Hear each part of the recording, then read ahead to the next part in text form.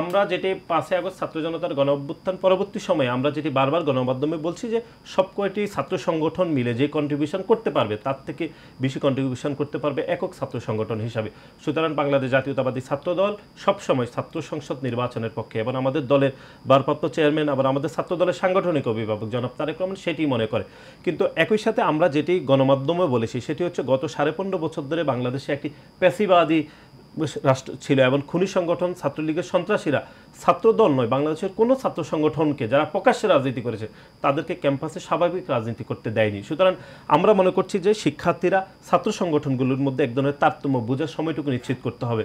এবং এর বাহিরে আপনি দেখেছেন যে বাংলাদেশের 5 আগস্ট ছাত্র জনতার গণ অভ্যুত্থানের পরে সব বিষয়ে আসলে পলিসি নির্ধারণ হচ্ছে। সুতরাং আমরা মনে করছি ঢাকা বিশ্ববিদ্যালয় সহ বাংলাদেশের যতগুলো বিশ্ববিদ্যালয় বা শিক্ষা প্রতিষ্ঠান রয়েছে সেগুলো ছাত্র সংসদ নির্বাচন করার আগে যে পলিসিগুলো যে ছিল যেগুলো খুনি সংগঠন ছাত্রলীগের সন্ত্রাসীদেরকে এক ধরনের সহযোগিতা করার জন্য আইনগুলো করা হয়েছে সেগুলো সংস্কার করতে হবে করে দ্রুত সময়ে ডাকসু নির্বাচনের আমরা দাবি জানাচ্ছি। ধন্যবাদ আপনাকে জনাব বাবু সাইদ লিও। এই জায়গায় আমি একটু বলতে চাচ্ছি সেটি হচ্ছে যে 1 মিনিট আপনার সময় 1 মিনিটই বলবো 1 মিনিট লাগবে না। সেটি হচ্ছে যে লিওন যে কথাটি বললেন যে ছাত্র জনতা যখন এই 5 আগস্টের আন্দোলন যদি ছাত্র জনতা বলেন সেখানে কিন্তু কাউকে বাদ দিয়ে আপনি আন্দোলন সফল করতে পারেননি। তার মানে এই আন্দোলনে কিন্তু সবগুলো রাজনৈতিক দলের সমান কন্ট্রিবিউশন আছে। যদি বড় কোনো রাজনৈতিক দল থাকে তাহলে কিন্তু তাদের বড় কন্ট্রিবিউশন ছিল। সমন্বয়করা এবং ছাত্ররা এখনো স্বীকার করছে যে আসলে এখানে কাউকে হিউমিলেট করবার সুযোগ নেই, এটি কারোর একক ক্রেডিট না।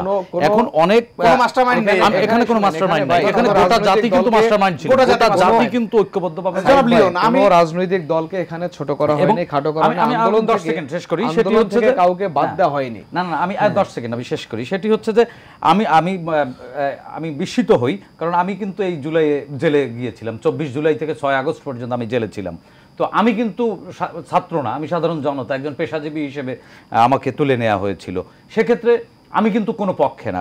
দু একজন ছাত্র নেতা বলে যে রাজনৈতিক দলগুলোকে ক্ষমতায়িত করবার জন্য আমরা আন্দোলন করিনি, তাহলে আমরা যারা সাধারণ জনতা আমরা আসলে আন্দোলন করেছিলাম কি এই ছাত্রদেরকে রাষ্ট্র ক্ষমতায় নেবার জন্য?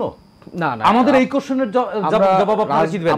আমি মনে করি 5 আগস্ট পূর্ববর্তী সময়ে আপনারা এক স্বার্থে এক লক্ষ্যে যেভাবে ঐক্যবদ্ধ ছিলেন সেইভাবে বাংলাদেশের সুষ্ঠু গণতন্ত্রের জন্য এখনো ঐক্যবদ্ধভাবে আন্দোলন চালাই এবং একটি সুষ্ঠু গ্রহণযোগ্য নির্বাচনই পারে সবাইকে আবার ঐক্যবদ্ধ করতে। সেখানে প্রতিদ্বন্দ্বিতা মানে কিন্তু বিকল্প খোঁজা না, প্রতিদ্বন্দ্বিতা মানে কিন্তু ভবিষ্যতে আমরা রাজনীতি করতে চাই এবং আমাদের দলের সাথে আমরা সাধারণ শিক্ষার্থীদের সাথে আমরা ছাত্রদল একটু সেতুবন্ধন হয়ে কাজ করতে চাই এবং ছাত্রদের কি কি সমস্যা সমাধান করব সেই জন্য আমাদের দলকে আমরা প্রেসারাইজ করার জন্য বাংলাদেশ জাতীয়তাবাদী ছাত্রদল সেতুবন্ধন হয়ে শিক্ষার্থী এবং দলের সাথে আমরা কাজ করতে চাই। আরেকটা ছোট্ট প্রশ্ন, আপনি জানেন যে ডাকসু নির্বাচনের এরই মধ্যে কিন্তু অনেকেই কণ্ঠ উচ্চকিত করেছে, ছাত্রদলের আসলে ভূমিকা কি হবে?